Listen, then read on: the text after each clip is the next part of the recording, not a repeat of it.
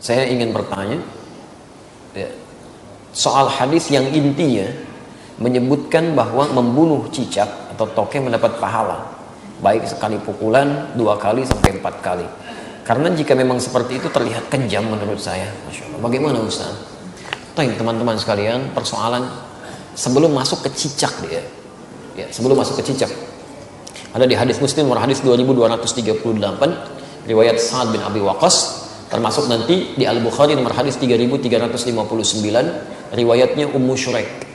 Sebelum masuk ke persoalan cicak, Anda mesti pahami dulu hikmah Allah ketika menciptakan sesuatu makhluk apapun itu terdiri setidaknya dari 3 hal.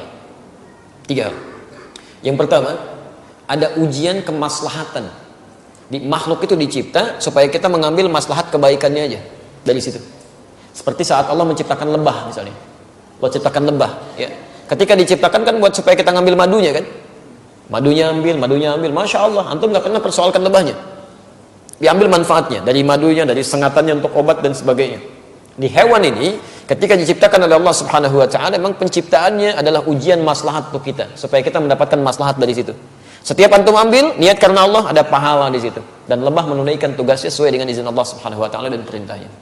Kedua, ada sebagian yang diciptakan oleh Allah Subhanahu wa Ta'ala sebagai ujian yang menghadirkan madarat di situ, supaya kita mengetahui ada keburukan yang harus kita hindari. Ada keburukan yang harus kita hindari.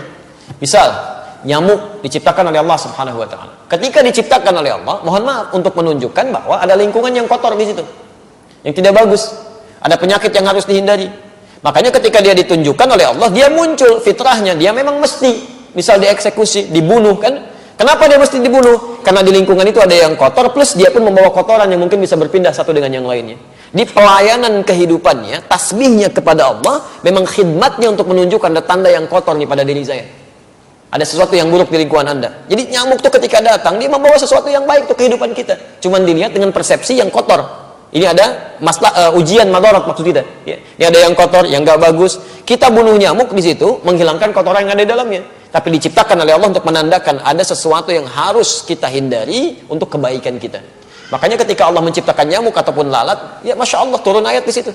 Quran surah kedua Al-Baqarah ayat 26. Posisi paling kanan, dari tengah sampai dengan ke bawah. Innallaha la yastahi ayyadriba mathalan ma ba'udatan fama fawqaha.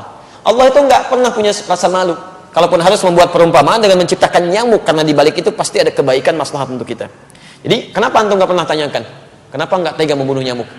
Kenapa enggak mengatakan kejam membunuh nyamuk? Jadi kan?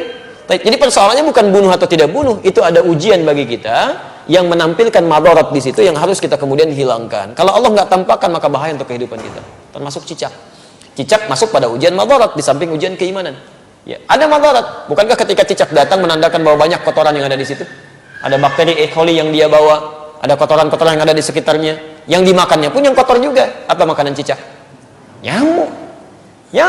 Jadi ini menandakan bahwa ketika cicak hadir itu dia diciptakan oleh Allah, bukan diciptakan untuk dibunuh, diciptakan untuk menandakan ada madarat di sekitaran itu dengan kotoran-kotoran. Makanya diciptakan oleh Allah untuk menunjukkan ini ada yang kotor, ada yang gak bagus, termasuk dirinya sendiri. Maka Nabi menyampaikan riwayat Sa'ad bin Abi Waqqas, ya, qala anna Nabiy sallallahu alaihi wasallam, bahwa Nabi sallallahu alaihi wasallam amara qatlal waza', memerintahkan untuk membunuh cicak dan ada pahala di situ. Bunuhnya cicak itu seperti kita membunuh nyamuk untuk menunjukkan ada kotoran-kotoran di situ yang hikmahnya harus kita jauhkan. Memang diciptakan dia untuk menunjukkan itu, dan harus dibunuh dia. Harus dibunuh. Ketika Anda bunuh itu bukan cuma ada pahala di situ, tapi menghilangkan keburukan-keburukan yang mungkin muncul. Termasuk di situ mengusir keadaan-keadaan jin, karena jin senang di tempat yang kotor. Makanya saya bisa katakan kalau ada cicak tuh beberapa tempat, itu jin biasanya ada juga di situ. Karena senang di tempat-tempat yang kotor. Ya, senang di tempat-tempat yang kotor. Jelas di sini? Wasamma bi fuwaisiqa, dan Nabi menyebutnya dengan hewan fasik kecil. Hewan fasik kecil. Selain membawa kotoran, dia pernah juga meniup-niup api yang sedang membakar Nabi Ibrahim supaya semakin menyala. Ya, diharapkan jadi dingin dan teduh, ini malah ditiup-tiup oleh hewan ini. Makanya ketika Anda membunuhnya, bukan cuma menghilangkan kotoran, tapi plus ada pahala di situ. Pahalanya di situ dengan sekali pukul ada 100 kebaikan, kan? Berdasarkan hadis riwayat Al-Bukhari dari Ummu Syuraik nomor hadis 3359. Dan terbunuhnya cicak itu menghadirkan bagusnya kebaikan-kebaikan dengan menghilangkan kotoran yang ada di dalamnya. Jelas di sini? Di antum pahami dulu ini hikmahnya. Kalau nggak paham hikmahnya, Masya Allah nanti muncul macam-macam. wah ini kan melanggar hak asasi kehewanan misalnya kan. Masya Allah, ada macam-macam lah. Nyamuk kan tuh nggak bilang gitu. Nyamuk kan sama aja. Kenapa nggak bilang antum nyamuk kejam? Ya, membunuh nyamuk kejam, bunuh lalat kejam dan sebagainya. Kalau di nyamuk ada kotoran, cicak juga ada kotoran. Ya, jadi sama aja sebetulnya. Ini yang kedua gambaran keimanan kita untuk mengikuti petunjuk syariat. Ada yang ketiga, ujian yang sifatnya penunjukan karakter. Penunjukan karakter. Misal saat Allah menciptakan monyet, gitu kan? Nah, di Quran surah kedua ayat 65. Ya, lihat kalimatnya. Monyet diciptakan untuk menunjukkan karakter yang muncul pada masyarakat Yahudi. Ya, lihat. Wa qulna kunu qiradatan khasiin. Ya, kami katakan, jadilah kalian kera-kera yang dihinakan. Kera-kera yang dihinakan. Kenapa Yahudi dikutuk menjadi kera? Kami pernah punya kajian tafsir di Tripoli. Saya mintakan murid-murid kami pada saat itu untuk praktek langsung di kebun binatang. Dan kita pernah ujikan juga di sini dengan sebagian teman-teman di Kiai. Jadi kita praktek tafsir ke kebun binatang. Dibagi kelompok, keluarkan semua ayat-ayat di Quran yang terdapat kata binatang di situ. Ada monyet, ada misalnya maaf unta, ada gajah, ada macam-macam. Terus kita bikin kelompok. Ini kelompok unta, kelompok gajah, kelompok monyet, macam-macam. Analisis. Apa keistimewaan dan keunikan hewan-hewan ini? Dan presentasikan. Saya langsung saja, begitu ada kelompok monyet presentasi, dia sampaikan, Ustaz, ketika kami lemparkan kera itu dengan satu makanan, dia tangkap dengan tangan kanannya begini. Kemudian kami lempar lagi, dia tangkap dengan kirinya begini. Lempar lagi, tangkap dengan kakinya dia begini. Lempar lagi kaki yang satunya lagi. Begitu ada kawanan lain masuk ke situ, dia akan usir, nggak boleh. Tapi kalau dia sudah nggak suka dengan makanan dia akan datang ke tempat yang lain, dia obrak-abrik tempat itu tuh. Mirip kejadian dengan yang sekarang itu. Ya, dia ambil ini, ambil itu, monopoli ini, monopoli itu, bikin orang lain bangkrut macam-macam dan sebagainya. Begitu sudah nggak suka masuk ke satu tempat, yang di situ suruh keluar semua.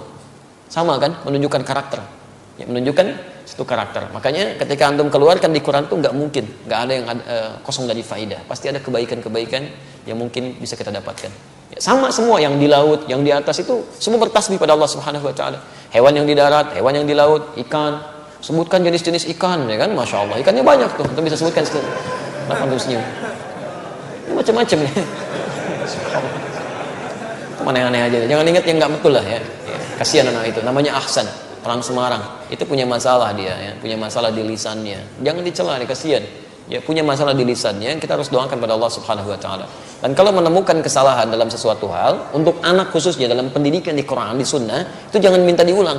Jelaskan kesalahannya. Man ra'a minkum munkaran falyughayyir bi yadihi aw bi lisani. Jadi kalau anak salah misalnya, coba sebutkan jenis-jenis nama ikan. Ikan paus. Bukan ya, itu bukan paus. Kalau kamu sebutkan paus, itu tuh paus tuh paus, kan? Ikan tuh harusnya paus. Paus. Seketika sampaikan, bukan paus ya, paus. Maka dia mulai berkata, oh iya, paus. Langsung benarkan. Ya jangan minta diulang. Ulangi. Balik. Kita tidak berbicara yang lain ya, ini dalam konteks kini tidak terkait dengan masalah-masalah yang muncul ya. Antum jangan pancing-pancing pertanyaan yang membuat resah nanti. Besok-besoknya jadi tersangkal ya kan. Semoga Allah rahmati kita semua. Baik.